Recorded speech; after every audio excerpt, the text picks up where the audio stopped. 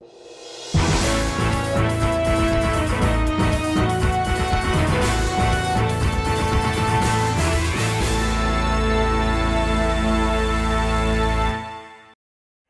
여러분 안녕하십니까? 6월 첫째 주 예원 뉴스입니다. 장로회에서 지난달 19일 마곡 전도 캠프를 진행했습니다. 장로회 마곡 캠프를 비롯한 이번 주 예원 포커스 지금 시작합니다. 지난달 14일 권사회 원뉴스의 날 행사가 열렸습니다.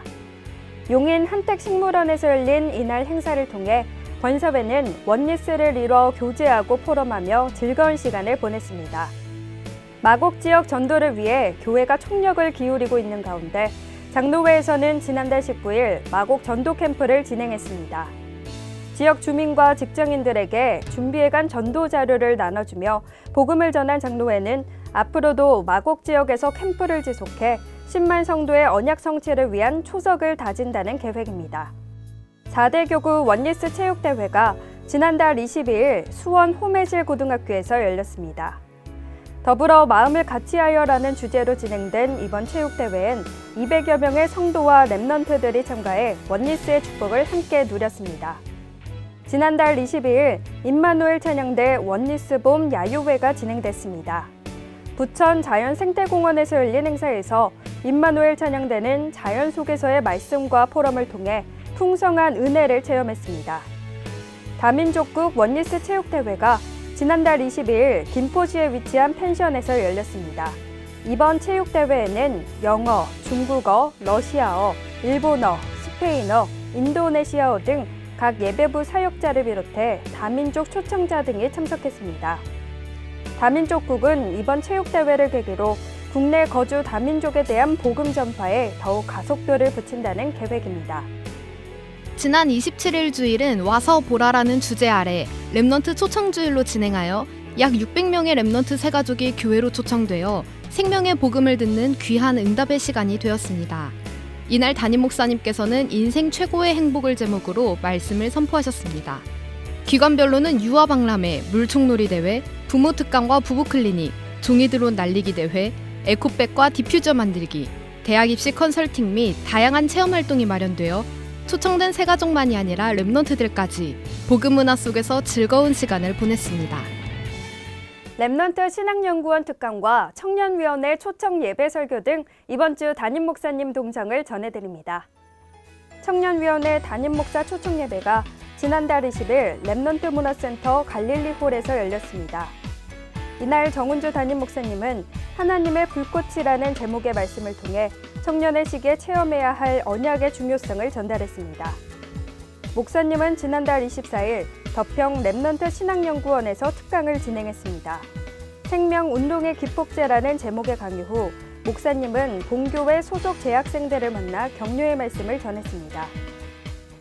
2만 현장 전도 제자와 10만 성도, 4천지 교회의 언약, 그 언약을 붙잡은 현장의 숨은 전도자를 찾아보는 시간입니다. 오늘은 복음 전파의 기쁨을 현장에서 누리고 있는 4대 교구 신춘자 권사를 만나러 가보겠습니다.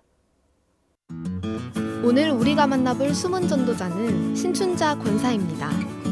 신 권사가 어떻게 복음을 접하고 또 복음을 전하는 삶을 살게 됐는지 그 발걸음을 따라가 보겠습니다. 송내에 있는 한 집사가 와서 한 6개월간 다락방을 해주었어요. 그때 제가 복음을 처음 접하게 됐는데 그때 직장에 많은 스트레스가 있었는데 로마서 8장 1절 2절 말씀으로 그 모든 스트레스가 해소되는 체험을 했어요. 그리고 동료 집사가 월화 집회를 가자고 그래서 몇 번을 다녔는데 다니다 보니까 강서로 교회로 오게 됐어요. 신 권사가 복음을 증거하는 현장은 역삼동의 한 데이케어 센터입니다. 지하철과 버스를 이용해 현장으로 가면서도 그녀의 전도 열정은 멈추지 않습니다. 지하철에서 어떤 때는 옆에 남자분을 만나서 복음을 전했더니 전화번호를 좀 적어달라고 그러더라고요. 그래서 전화번호를 전했더니 한참 후에 전화가 왔어요. 누구신가 그랬더니 나는 전철에서 만났던 사람인데 제가요 그 중학교 선생인데 저희 교실에 저희 학교에 와서 그 영접 메시지를 좀 해달라고 그렇게 하더라고요. 그래서 제가 용기를 내서 갔더니 한 40명이에요. 그 반이 생물학 시간인데 칠판에 십자가를 그으면서 영접 메시지를 하고 이사야 6장 13절을 남겼어요. 밤나무 상수리 나무가 배임을 당하여도 그 그루터기는 남아있는 것 같이 이 거룩한 시가 여러분입니다. 어떤 학생은 뭐 엎드려 있고 그랬는데 기도할 때는 다 정신 차려서 기도 따라 하더라고요. 지하철에서 버스로 갈아탄 신권사가 데이케어 센터에 도착했습니다. 신권사는 이곳에서 어르신들을 대상으로 복음을 전하고 있습니다. 대부분 복지에 가는 옛날부터 불교 단체와 천주교 단체가 장악하고 있는 곳인데 여기에 센터장이 전희진 집사라고 역삼 제가노인 데이케어 센터에 2012년 센터장으로 취임한 전희진 집사는 4년 전부터 지교회 사역자를 초청해 수요 예배를 진행해 오고 있습니다. 2014년부터 예배를 시작했습니다. 수요 예배를 진행하게 되었는데요.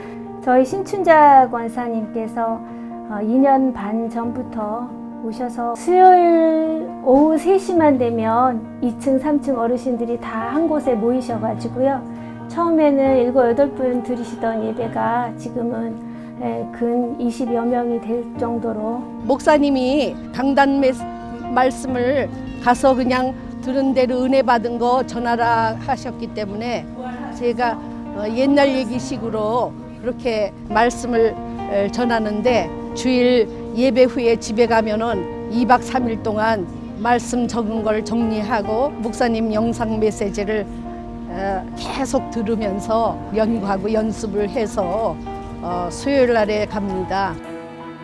어르신들과 예배를 마치고 밝은 표정으로 현장을 나서는 신권사. 그녀에게도 간절한 기도 제목이 있습니다. 아들과 며느리가 불신자예요. 제가 손자들 2명 있는데 손자들한테 복음 전하는 거를 아주 싫어해요. 기도 제목은 후대에게 언약 전달해서 가문 복음화 하는 것도 어르신들을 예배를 회복함으로 구원의 확신과 하나님 자녀의 신분과 권세를 누리면서 천국 소망을 갖고 항상 기뻐하며 감사하는 예배로 인도하기를 원합니다. 그녀의 기도와 바람이 사실적으로 성취되기를 우리 모두가 함께 기도합니다. 입이 바짝 마르고 목이 타들어가는 것 같은 갈증이라도 물 한 잔만 있으면 단숨에 해소됩니다.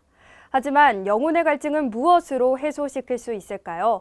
영적으로 목마른 이에게 우리는 무엇을 전해야 할까요?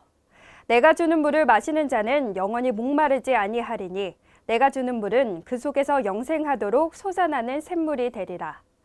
예수 그리스도가 바로 우리의 생명수라는 사실을 잊지 마시길 바랍니다. 예원 뉴스를 마칩니다. 시청해주신 여러분 고맙습니다.